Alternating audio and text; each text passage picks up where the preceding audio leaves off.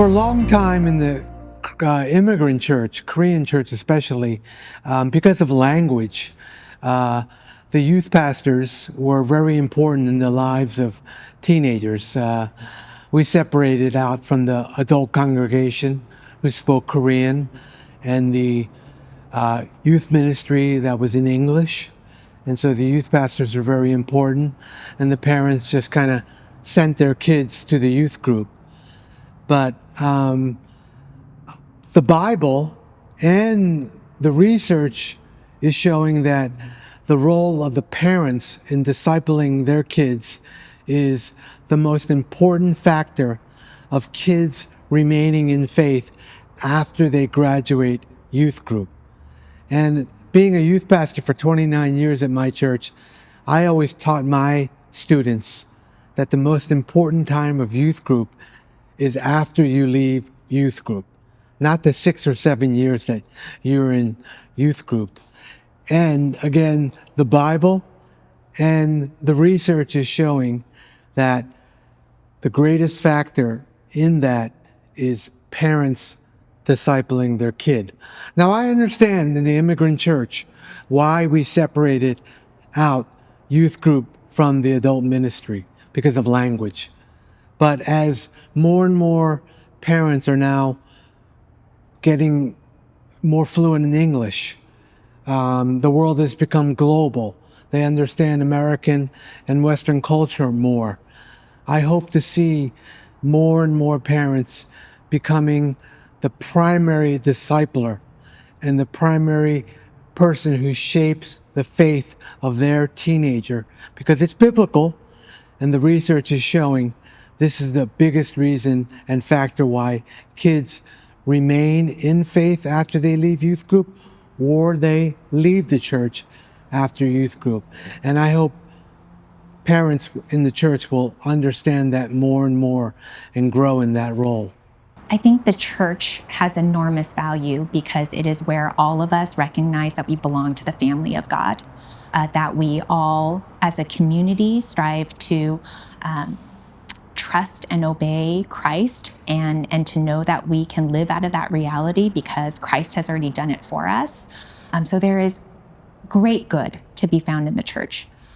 I think one thing, though, that parents, and maybe unwittingly, not because that they're intentionally looking for the church to fill this role, but I think a lot of times what we end up doing is seeing the church as the primary discipler for our children, when in fact, parents are the primary disciplers of their children. So I think one thing that could be so helpful is for parents and also for church leadership to think about creatively, how can we equip our parents to disciple our children well and to see that as their primary role rather than abdicating those responsibilities to other people. I think churches are meant to walk alongside our youth, and we want to be able to do that as best as we can, but it's the parents that are living day to day with their families. A youth pastor or any youth worker, they're going to see them maybe twice a week.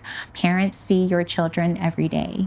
And so I think we need to be able to think about, okay, in light of the busyness of life when we have teenagers and we have parents who are also working, where is it that we can build daily rhythms for discipleship? What can that look like for a family? And I think churches have that unique role and also the responsibility to be able to teach parents how to do that. So I think churches can go ahead and disciple parents, and I think from there, parents can disciple their children. Man, church, I think obviously is so important. I'm not just saying that as a pastor. I'm saying that from my own personal experience. When I was a teenager, I walked into Mountain View Community Church, this big white church that I just didn't really know much about, but all my friends went there. And as soon as I walked in, there was just this love and aura and presence from my pastor and the volunteers there. And I all of a sudden just got integrated into this crazy, loving, and embracing community. And in that community wasn't just my peers and people my age, but it was older adults. And I had this mentor, his name is Ray Rodriguez. He was what we call a small group leader or a family group leader. and Ray was in his like 50s, and he poured into me. He was a Latino guy, and he showed me his way of following Jesus. And my youth pastor, who is this old white guy, he showed me a different way of following Jesus. And the other youth leaders, anywhere from like young 20s to all the way to 70s, they were just showing me different ways of following Jesus and different sides of Jesus' heart for us. And I really think that's what the church does so well when it comes to our life. Like, not just following Jesus, but different ways of living life, different ways of doing life. And when you put a teenager in a setting like that, where teenagers, they essentially give nothing to those small group leaders, but they get everything from those small group leaders, they can't help but transform and change and hopefully fall in love with Jesus more. And so I really believe that, man, the church has this mentoring role in the life of a teenager that teenagers really just can't get anywhere else, at school, at their sport, at their club, or extracurriculars, but they can get this real thing at church. And if they're willing to invest in the church just as much as the church is investing in them, I really see them staying in church and then being part of that feedback loop for the next generation as well. So I would say the church is absolutely fundamental. It's not optional. So today with students, for parents, it's very difficult because kids today are busier than ever before. And so, for example, in order for your kids to go to a good school, the number of activities they have to be involved in is astronomical. When my kids were applying to go to UCLA or Claremont McKenna, they had to write down 13 extracurricular activities that they were engaged in order to go to these schools. So now parents are competing and trying to juggle church with all these other things, and they always feel like church is an optional thing. I would say no, church is not optional, it's absolutely fundamental. Because you know what? All those extracurricular activities would come and go. It doesn't matter what school you go to, but what does matter is your faith, the foundation of your faith. Because what you will learn in church is how you grow. The reason why church exists is so that you can grow and mature in your faith.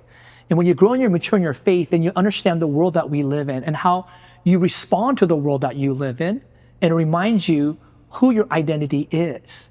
Because it's only in the church where you will know that you are fully known and fully loved. It's in the church where you find that security and confidence and identity in Christ, so that when the world judges you, or when the world tells you that you have to be a certain way in order to be someone awesome or successful or to be somebody, you can say, no, my identity is in Christ.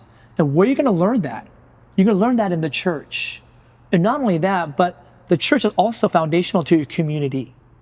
One of the things is that I realize that today, when I go to speak at college campuses, I see a lot of my friends' kids there. And the reason why is because we all went to church together. So a lot of my church friends and their kids are still going to church today. And so it becomes a bigger part of your community. So I would say church is foundational for your community as well, where you'll find that support, where you will find that encouragement, where you'll find that sense of family. And which I think more than anything else, kids need that more than anything else today. So I will tell parents that church is not optional, it's absolutely mandatory. You just have to do it. You just have to cut out those things, because of the fact the issue is that you are making those things your idols to the point where you're willing to sacrifice church. The issue is those things will always be there, but the kids don't know how to go to church when they're young. The likelihood of them going to church later is going to be very slim, because of the fact that they did not learn how to sacrifice things when they were younger. So as a parent, I understand that. I understand the challenges, because I'm with you. My kids all did club sports. We always had issues regarding like Sunday games and Sunday practices and what are we going to do. It was always a hard thing, but we're always trying to commit to ourselves that our kids had to go to church, whether it be the first service at our LA site or the second service at our Torrance site. So ultimately it comes down to a matter of, what do you believe? You have to make those hard decisions today, because later on it will pay off. But if you don't make those decisions today, you may lose your kids forever. The one thing that I want parents to understand, and maybe they think they do, is that the church is important. But more than just the church is important, as in they need to go to church, but it's that the church is essential. And so for their kids to not only know Jesus, but to actually love Jesus and follow Jesus, they need to be a part of the local church. Which means that it can't be where, in terms of how the culture of the home is, that they just try to squeeze church in, or they try to wrap church around sports or recitals or, practices. It has to be where the church is primary in its place, in its weekly rhythm. And then the parents then prioritize around that. That also means that a lot of times it's more than just a drop off then for the parents, because the kids see that. If the kids see that the only time I go to church or my parents care about church is to take me there and then leave me there and then pick me up later so that they could do their own thing, that also sends indirectly an understanding to the kids as to how important church really is. So it's important for the parents then to take their rightful place in serving and growing and receiving and also being able to be a part of the church life as a family. So it's really to mean what you say and to say that you can't be a Christian, you can't thrive, you can't experience God and have his joy without the local church. Yeah, that's a really great question. I would say the church, I want to remind our parents that the church is their support, but not a substitute for their child's journey. I say that because so many times we see the church as a place where we could just drop off our students as like a dry cleaning service. But the church is more than that. The church cannot replace your role as a father. The church cannot replace your role as a mother. It's there to support and come alongside with you and your family to help you grow together in a Christ-like follower, to be like a Christ-like follower. And so many times we see the church to be the substitute rather than the support. And so I want to encourage our parents to be involved as the primary Christian educator of their house, to encourage their families to read the scriptures together, to worship together, and to show what it looks like to be a Christ follower. Parents, one of the things I want to encourage is that your influence is greater than what you think. And the reason why I say that is that you play such a big role into your spiritual growth of your child and their spiritual formation. One of the stories I would like to share is one of my cousin and my aunt. My aunt was a prayer warrior. And being a prayer warrior, she would pray oftentimes 5 a.m. in her closet in her small apartment that we used to have. My cousin, growing up not really knowing of the faith, really didn't understand what was happening. And he used to always make fun of my aunt for doing that, or his mom for doing that, praying 5 a.m. and why is she doing this? She's wasting her time and stuff like that. But over time, as he started to witness and see and hear the prayers that his own mom was praying for the family and for him and his own salvation, when he finally got saved, all those blessings of prayers that has been accumulating over time felt like it all poured down onto him.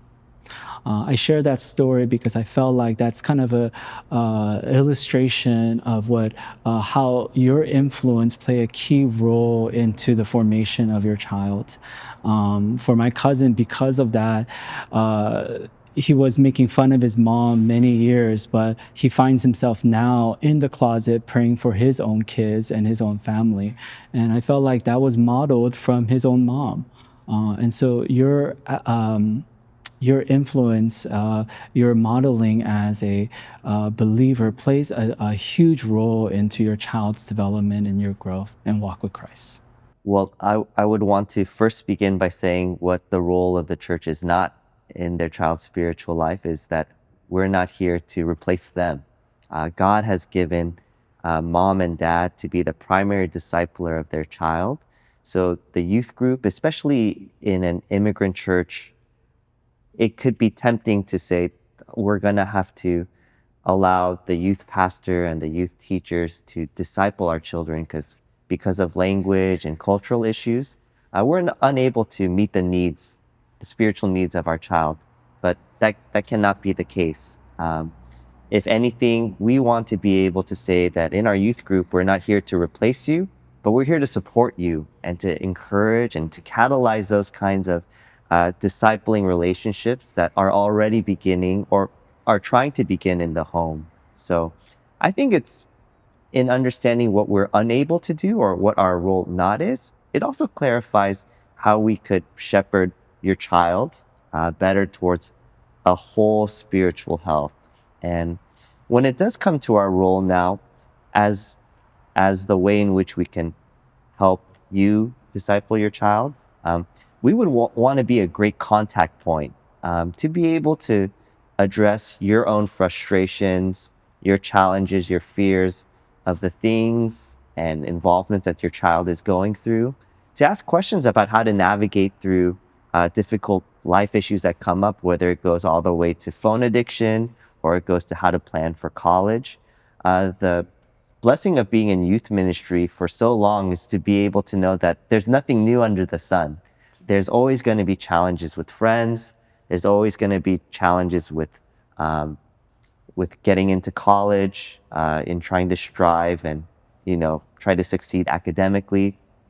So we want to be able to provide our parents with a valuable resource in knowing how to, having some practice and foresight and some of the challenges that we've already faced in terms of how our children grow up in the States, and then to give the parents all of the encouragement, the prayer and support that they need to engage their child and meet them in a spiritual manner. So we hope that our church provides that level of support to our parents, as well as our church would provide kind of the final destination of their child when it comes to growing up, not out of, or growing up in the sense where when they leave youth ministry, that they're going to need to find a place to worship. And probably they're not going to worship at the parents' main service if it's in a language that's not English. So if we too provide the role as the final destination of your child in terms of where they would like to grow, we would hope that in youth group that they're meeting older brothers and sister figures in youth group in the form of teachers, leaders, and pastors that would one day worship side by side with them collectively together over in our EM when they grow up. So we're trying to create those long-lasting relationships there so that we could see them not just get into college safely, but that we would be able to see Jesus when he returns